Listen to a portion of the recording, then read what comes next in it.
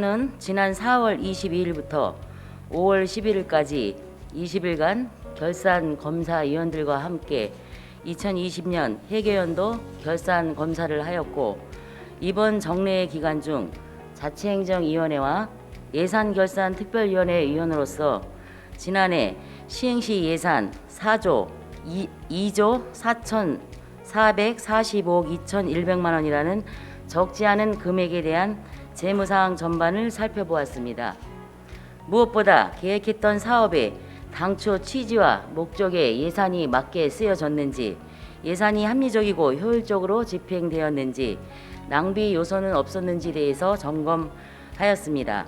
이 과정에서 도출된 문제점과 시정 사항을 짚어보고 효율적인 결산 검사를 위한 방향에 대해서 몇 가지 말씀드리고자 이 자리에 섰습니다.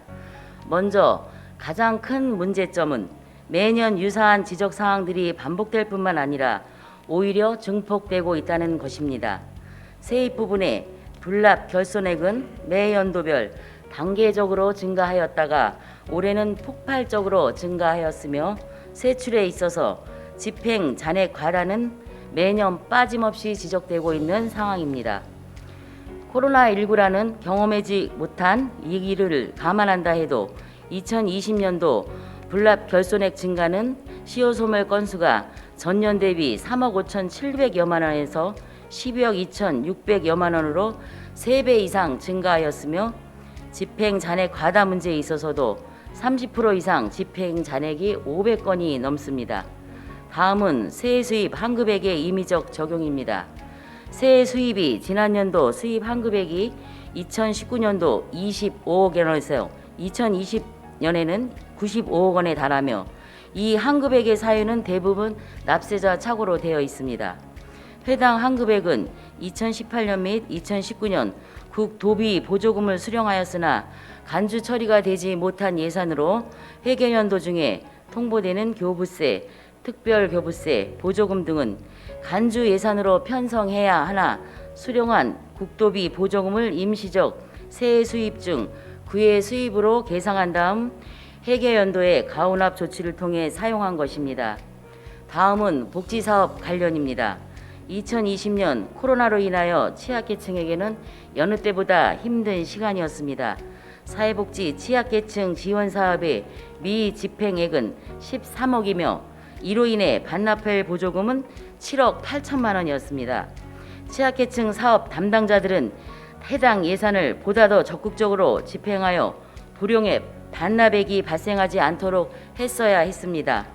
마지막으로 성과보고서 작성과 관련하여 부서별 성과보고서 중 단위 사업별 결산보고서는 당해연도 주요 추진성과 및 예산 편성된 세부 사업의 결산 현황을 기재하여 사업별로 얼마나 집행되었는지 확인할 수 있는 자료이나, 다수의 부서에서는 예산이 편성되지도 않은 사업을 포함시켜 놓았습니다. 이는 성과보고서에 대한 개념이 정립되어 있지 않고 주관 부서의 면밀한 지도 및 점검이 부족하여 발생한 경우입니다. 추후 이 같은 사례가 발생되지 않도록 꼼꼼한 자료 작성을 요구하는 바입니다. 제가 지적한 상기 내용과 관련 결산 검사가 형식적인 요식행위가 아닌 예산 과정의 마지막 단계로서 내실 있는 검사가 되기 위해 저는 시집행부에 몇 가지 제안을 해봅니다. 첫째, 예산 운용에 대한 분석과 평가를 통해서 재정의 효율적인 관리를 위한 공무원의 의지가 있어야 할 것입니다.